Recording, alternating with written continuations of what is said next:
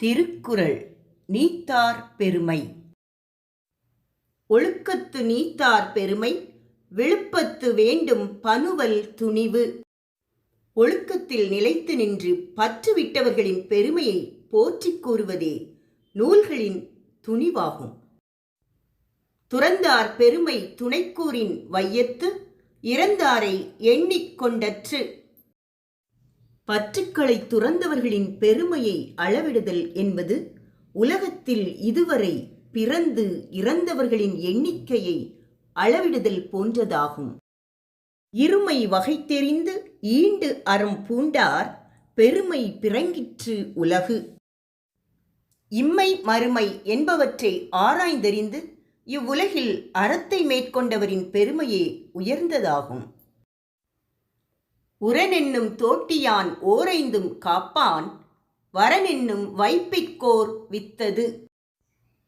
அறிவு என்னும் அங்குசத்தால் ஐம்பொறிகளாகிய யானைகளை காக்க வல்லவன் மேலான வீட்டுலகிற்கு விதை போன்றவன்.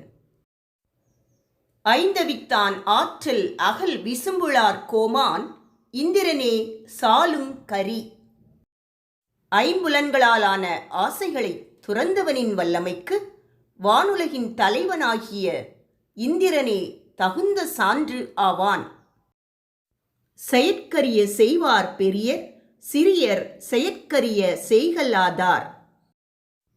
செய்வதற்கு அருமையானவற்றை செய்பவர் பெரியோர், செய்வதற்கு அரியவற்றை செய்ய மாட்டாதவர் சிறியோர் ஆவர். சுவை ஒளி ஊறு ஓசை நாற்றமென ஐந்தின் வகை தெரிவான் கட்டே உலகு.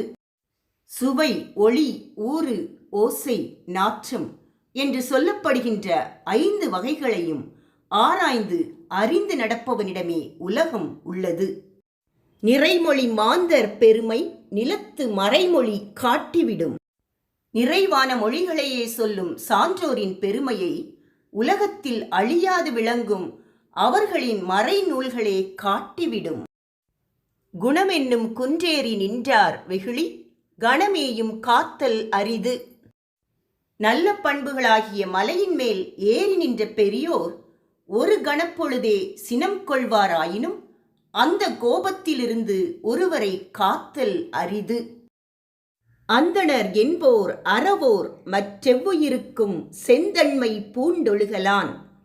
எல்லா உயிர்களிடத்திலும் செம்மையான அருளை மேற்கொண்டு நடப்பதனால் அறவோரே அந்தணர் எனப்படுவோர் ஆவர். நீத்தார் பெருமை என்ற இந்த அதிகாரத்தில் ஒழுக்க நெறிகளையே மேற்கொண்டு ஆசைகளை துறந்தவர்களின் பெருமையை அழகாக 2 வரிகளில் கூறியிருக்கின்றார் தெய்வப்புலவர் திருவள்ளுவர்.